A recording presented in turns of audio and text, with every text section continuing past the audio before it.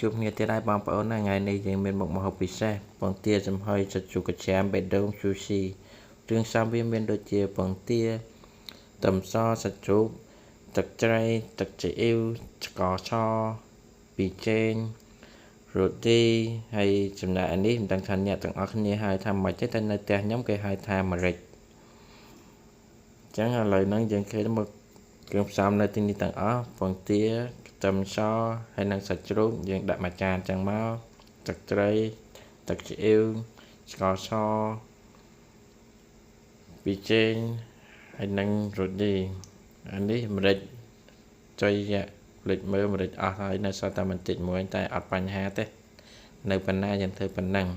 អញ្ចឹងឥឡូវជំហានដំបូងគឺយើងច្រៀនសាច់ជ្រូកចឹងមកច្រៀនសាច់ជ្រូកចឹងមកតាត់ច្រៀងឲ្យវាម៉ត់ចឹងមកហើយមកគេពងដេកហ្នឹងយើងពងច្រៀនសាច់ជ្រូកតាត់ចឹងមកយើងច្រៀនវាឲ្យម៉ត់ហើយតើយើងដាក់ម្រេចវាមកដាក់វាដូចនំហូបចឹងមកតមកទៀតយើងដាក់ខ្ទឹមសដែលយើងដំហើយហ្នឹងដាក់វាពីលើសាច់ជ្រូកចឹងមកយើងដាក់វាឲ្យតាមតិចតាមច្រើនតាមដែលអ្នកនរគ្នាចូលចិត្តតមកបន្ទាប់ពីយើងដាក់ខ្ទឹមសចឹងហើយយើងចាប់ដើមច្រាមខ្ទឹមសមួយសាច់ជ្រូកយើងតាត់ទៀតហើយមកគេកំពុងតែដេកហ្នឹងយើងធ្វើម្ហូបទាំងយប់ល្អខ្លាំងណាស់ចាំតាត់ឲ្យវាម៉ត់ហើយយើងចូលវាមកជាហៀងទៀតហើយច្រាមវាទៀតច្រាមរហូតតែម៉ត់តាបងប្អូនហើយវាច្រាមចឹងហើយវាចុងក្រោយនេះវាចេញមកជាបេះដូងជូស៊ីបងឃើញទេឃើញបេះដូងជូស៊ីហ៎តមកចេញជាបេះដូងហើយគឺយើងចាប់ដើមគោះពងទាបងប្អូនយើងគោះពងទាមកយើងដាក់មកគ្រាប់2គ្រាប់3គ្រាប់4គ្រាប់5គ្រាប់តាមបងប្អូនញ៉ាំតិចញ៉ាំច្រើនខ្ញុំញ៉ាំម្ដងគឺ5គ្រាប់ចឹងគ្រួសារខ្ញុំ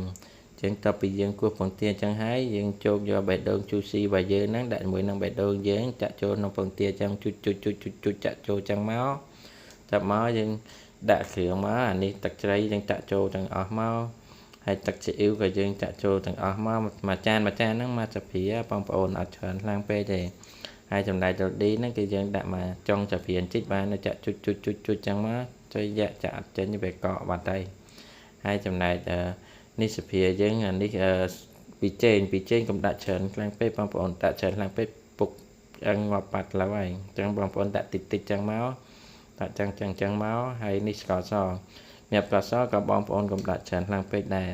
ស្ករសតែដាក់ច្រើនខ្លាំងពេកទឹកនោមផ្អែមកាត់ចេញចោលហើយអញ្ចឹងយើងដាក់តែ2សាព្រាឬក៏1សាព្រាបានហើយតែខ្ញុំចូលចិត្តផ្អែមខ្ញុំដាក់2សាព្រាហើយ2សាព្រាដុតចេញចាស់ហើយ